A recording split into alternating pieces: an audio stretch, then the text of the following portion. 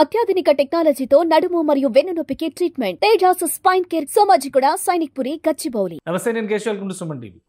అమెరికాలో ఇక అన్ని అంశాలపైన టారిఫ్ల బాధలు పూర్తయింది. సినిమాలపైన ట్రంప్ సర్కార్ ఫోకస్ పెట్టింది. సినిమాలపైన 100% ట్యాక్స్, విదేశీ సినిమాలపైన 100% ట్యాక్స్ ఉంటుందంటున్నారు. దీని ప్రభావం మన సినిమాలపైన ఎలా పడేటువంటి అవకాశం ఉంది? దీనిపైన బిజినెస్ అనలిస్ట్ ప్రశాంత్ గారు మనతో అనలైజ్ చేయడానికి రెడీగా ఉన్నారు.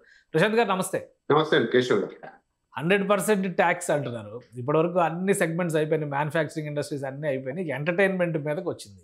ఏంటి భారతీయ సినిమాలని కట్టడి చేసేటువంటి ఆలోచన చేస్తుందా ట్రంప్ ప్రభుత్వం? ఈ 100% అనేటువంటి నిర్ణయం ఎందుకు వచ్చింది? మేక్ అమెరికా గ్రేట్ అగైన్ అనే నినాదంతో భారతదేశం భారతీయ మన సంతతి చెందిన ప్రజల మద్దతుతో భారతీయులందరూ కూడా ఎంతో ఉత్సాహంగా ఉల్లాసంగా అబ్కి బార్ ట్రంప్ కి సర్కార్ అన్నట్టు ఎంతో ఆనందదాయకంతో ప్రీతిప్రాయంగా ఎన్నుకున్న ట్రంప్ మనకు వార్తలు పెడుతూనే ఉన్నాడండి. ఏప్రిల్ 1తో మొదలుపెట్టి ప్రత్యేకించి భారతదేశం మీద చాలా ఇంపాక్ట్ తో పడింది.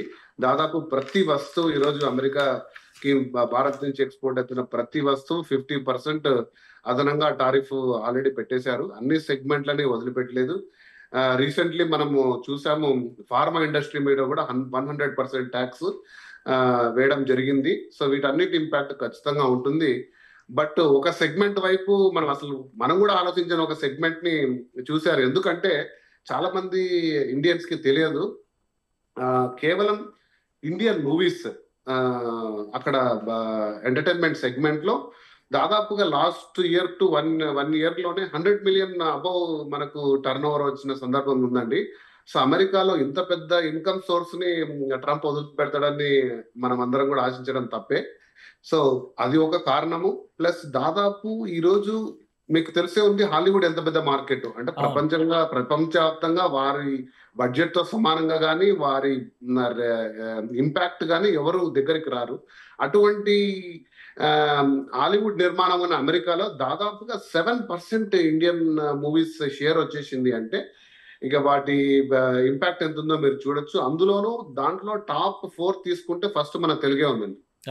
సో ఖచ్చితంగా ఇంత హై వాల్యూ తోటి మనకు ఒక మార్కెట్ నిర్మాణం అయితే ట్రంప్ ఎందుకు వదిలిపెడతాడండి? ఏ సెగ్మెంట్ వదిలిపెట్టండి ట్రంప్ చూపు కూడా మనము దాదాపుగా ఈ లాస్ట్ 1-2 years లో మీరు చూస్తే భారీ చిత్రాలు వచ్చేసాయి. పుష్ప అయితేనేమో, RRR, బాహుబలి, కల్కి, తర్వాత KGF, ఇవన్నీ సలార్ అంటూ పెద్ద పెద్ద మూవీస్ అంతా రావడం జరిగింది. సో వీటి వల్ల రెవెన్యూ కూడా దాదాపుగా చూస్తే ఇండియన్ బిజినెస్ మార్కెట్ చాలా హై అయింది. సో వాటిని ఎందుకు వదిలిపెట్టాలని చెప్పేసి ట్రంప్ వాటి వైపు కూడా ఫోకస్ చేశాడు. బట్ దీని ఇంపాక్ట్ చాలా ఉంటుందండి. ఏడాదికి భారతీయ భాషల సినిమాలే 1000 వరకు ఆడతారని ఒక ఫోర్బ్స్ రిపోర్ట్ చెప్తుందంట.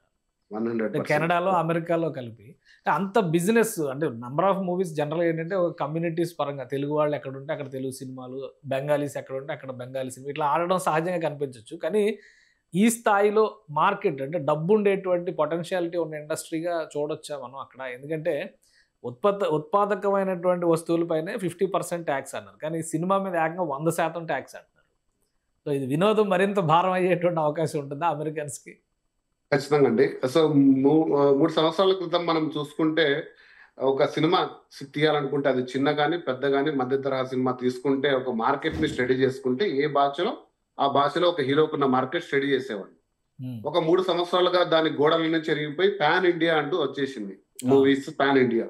ఈ రోజు అతి త్వరలో అది కాస్త గ్లోబల్ సినిమాగా మారిపోయింది. అంటే ప్రతి సినిమాకి మార్కెట్ అంచనా వేసుకుంటున్నారు.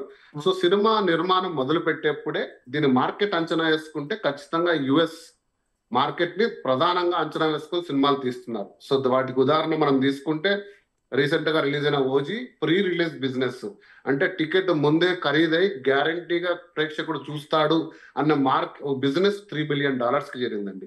సో ఒక 1 million వస్తే ఒక 1 year 2 year బ్యాక్ ఒక చాలా పెద్ద సక్సెస్ అనుకునే స్టేజ్ నుంచి ప్రీ రిలీజ్ 3 million. ఒక మీరు చూస్తే బాహుబలి 2, పుష్ప, ఇవన్నీ 25 million ఒక్క చిత్రం సాధించిందంటే ఇది అమెరికాలో పెద్ద పెద్ద నిర్మాణ సంస్థలకు ధీటుగా పోతుంది ఈ మార్కెట్. కాబట్టి ఖచ్చితంగా వీళ్ళు ఏదైతే ప్రొడక్షన్ లో అంచనా వేసుకొని ముందుకు వెళ్తున్నారో ఒక 5 కోట్లు పెట్టి మార్కెట్ మనం పెట్టామంటే ఒక 5 కోట్లు ఫర్ ఎగ్జాంపుల్ కాంతార మూవీ రాబోతుంది. ఒక 5 కోట్లు రావాలి అని మనము అక్కడ ఉండే బయర్స్ ఎవరైతే తీసుకున్నారో వాళ్ళు ఈరోజు అది 10 కోట్లు అవుతుంది. సో దాని ప్రకారంగా ఒక $20 ఉన్న టికెట్ $40 అవుతుంది. ఖచ్చితంగా ఒక 50% ఆడియన్స్ ఖచ్చితంగా దీని ఇంపాక్ట్ అయ్యి ఏముంది 30 days లో ఓటీటీలో వస్తుంది కదా. ఇంకోటి ఉందండి, మీరు కాన్సెప్ట్ చూడట్లేదు. మనం 2 సార్లు పే చేస్తున్నాం. మీరు కానీ నేను కానీ టికెట్కి వెళ్ళి 150 350 కట్టి ఒక పాప్కార్న్ తీసుకొని మళ్ళీ ఒక 600 నెట్ఫ్లిక్స్ కట్టి మళ్ళీ సినిమా నెట్ఫ్లిక్స్ లో కూడా చూస్తున్నాం. సో ఈ 2 ఇన్కమ్ కూడా ప్రొడ్యూసర్ బెనిఫిట్ అవుతున్నాడు, అంటే క్రూ. కానీ కన్స్యూమర్ కి 2 రకాల భారం ఉంది. యుఎస్ లో ప్రధానంగా కన్స్యూమర్ బేస్డ్ వచ్చేసి ఓటీటీ బేస్డ్ మార్కెట్ అక్కడ. సో అక్కడ మూవీ రెంటల్లో చూస్తారు, మీరు ఇంట్లో కూర్చొని రెంటల్లో చూసే మెకానిజం ఉంది. సో కాబట్టి ఈ నిర్ణయం ఏదైతే ట్రంప్ అయితే ఆయన దారిలో వెళ్తున్నాడు, ప్రత్యేకంగా దారి ఏమి శైలి ఏం మార్చలేదు. కానీ ఇంపాక్ట్ అయితే ఖచ్చితంగా నెక్స్ట్ రాబో ఒక 5-6 పెద్ద సినిమాలు ఏదైతే ఆల్రెడీ యుఎస్ స్కోప్ ని బడ్జెట్ చేసుకున్నారో వాటి మీద పడే ప్రభావం ఉంది. కానీ ఇప్పుడు చాలా మంది ప్రొడ్యూసర్స్, అక్కడ ఉండేటువంటి డిస్ట్రిబ్యూటర్స్, ఇప్పుడు మనం తెలుగులో కూడా చూసాం, తెలుగు నుంచి బాలీవుడ్ లో డిస్ట్రిబ్యూషన్ చేయాలంటే కరణ్ జోహర్ లాంటి వాళ్ళు కూడా ఇన్వాల్వ్ అవుతున్నారు. అలానే తమిళ్ మార్కెట్లో చేయాలంటే అక్కడ ఉండేటువంటి పెద్ద ప్రొడక్షన్ హౌసెస్, ఇటు కర్ణాటకలో చేయాలంటే ఇవన్నీ కూడా ఒక అండర్స్టాండింగ్తో ఇప్పటివరకు పనిచేస్తున్నాయి. అమెరికా కెనడాలో కూడా అలాగే కలిసి పనిచేసినాయి. ఈ అండర్స్టాండింగ్ మొత్తం ఇప్పుడు ఈ నిర్ణయంతో దెబ్బతినేటువంటి పరిస్థితి ఉంటుందా? చాలామంది ఇంకోటి ప్రొడ్యూసర్స్ అమెరికా నుంచి కూడా వచ్చారు, చాలామంది ఎన్ఆర్ఐస్ సినిమా ఇండస్ట్రీలో ఇక్కడికి వచ్చి పెట్టుబడులు పెట్టడం, ఈ సినిమాలు మళ్ళీ అక్కడ రిలీజ్ చేయడం. సో ఇది మొత్తం ఎఫెక్ట్ అయ్యేటువంటి అవకాశం ఉందా ఈ 100% టారిఫ్తో? డెఫినెట్గా అండి. ఎక్కడైతే when there is a big money, big players will be there. So మనం ఆల్రెడీ చూసాము. అసలు అంటే ఎందుకు ఇండియాలో అంటే ఒక విశ్లేషణ, సపరేట్ విశ్లేషణ ఇది, ఎందుకు బాలీవుడ్ పెద్ద పెద్ద మూవీస్ ప్రొడ్యూస్ చేయలేకపోయింది సౌత్ ఇండియా? ఎందుకంటే బాలీవుడ్ ఒక 20 years గా బిగ్ ప్లేయర్స్ చేతుల్లోకి వెళ్ళిపోయింది. అంటే వాళ్ళు ఒక 10 movies 5 movies సైన్ అప్ చేయగలరు ఒక హీరోతో. 100-150 crores అడ్వాన్స్. సో అందులో కథక్ వాల్యూ ఏమి ఉండదండి, కొంచెం ఫార్ములా ఉంటుంది, ఒక హీరో ఉంటుంది, ఒక మ్యూజిక్ డైరెక్టర్ ఉంటారు, రిలీజ్ చేయడం. వీటి వల్ల దెబ్బతినింది, క్వాలిటీ దెబ్బతినింది. మళ్ళీ ఆర్గానిక్ గా తెలుగు సినిమా అయితే కన్నడ సినిమా వాళ్ళు అందించిన విజయాలతో మళ్ళీ భారతదేశ సినిమా నిర్మించడం. అలాగే యూనివర్సల్ స్టూడియోస్ అంటూ పెద్ద పెద్ద స్టూడియోస్, వార్నర్ బ్రోస్, ఇట్లా రకరకాల పెద్ద స్టూడియోస్ క్యాప్చర్ లో కూడా హాలీవుడ్ ఉంది. కానీ ఇక్కడ స్టిల్ అక్కడ ఎక్స్పెరిమెంటల్ మూవీస్ వస్తూనే ఉంటాయండి. కాకపోతే మీరు అన్న దాంట్లో మీరు గమనించలేదు, లాస్ట్ 5 years గా చాలా మంది డిస్ట్రిబ్యూటర్స్ వీళ్ళందరూ కూడా పార్ట్ టైమర్స్ అండి. అంటే ఒక సాఫ్ట్వేర్ ఇంజనీర్ వెళ్ళిన ఒక 3-4 కలిసి ఒక మూవీని తీసుకొని జాక్పాట్ తీసుకున్నారు, కొద్దిమంది నష్టపోయారు. వీరు వారికి ఉండే అభిమానం బట్టి ఆ దేశీయంగా సరే లోకల్ గా ఉన్న మార్కెట్ స్టడీని తీసుకొని వాళ్ళ భాష, వాళ్ళ పరిజ్ఞానంగా మూవీస్ ని ఎక్కువ రేట్ పెట్టి తీసుకున్నారు. కొన్నిట్లో లాభాలు తీసుకున్నారు, కొన్నిట్లో భారీ నష్టాలు. నాకు తెలిసిన ఓన్ మిత్రులు కూడా కొద్దిమంది ఉన్నారు యుఎస్ లో, వంటి కొన్ని నష్టాలు కూడా చేకూర్చుకున్నారు. వాళ్ళందరూ కూడా ఇటువంటి వైపు నుంచి కొంచెం ఎగ్జిట్ అవుతారు. పెద్ద పెద్ద మార్కెట్ ప్లేయర్స్ దీంట్లోకి ఎంటర్ అయ్యి దీన్ని కంట్రోల్ చేసే అవకాశం ఉంది. కానీ ఏదైతేనేమి కానీ ఇండియన్ మూవీకి ఇది ఒక సాడ్ న్యూస్ అండి. అంటే మూవీ ప్రొడ్యూసర్స్ కి వాళ్ళు రేపు పొద్దున 1000 crores అని వింటున్నాం మనము. ప్రొడక్షన్ లో 1000 crores పెట్టి మూవీస్ తీసే పరిస్థితి ఈ రోజు ఒక భారతీయ సినిమా సగర్వంగా చెప్పుకోగలుగుతున్నామంటే అది అంతర్జాతీయ మార్కెట్. కానీ ఇటువంటి పరిస్థితులు అది కొంచెం అన్సాటిస్ఫైడ్ గా ఉంటారు. అంటే ఇప్పుడు ఈ డెసిషన్ వలన మూవీ మేకింగ్ కానీ, ప్రొడక్షన్ యూనిట్స్ కానీ, ప్రొడక్షన్ హౌసెస్ కానీ, ప్రొడక్షన్ రిలేటెడ్ ఎంప్లాయ్మెంట్ కానీ అమెరికాలో పెరిగే అవకాశం ఉంటుందా?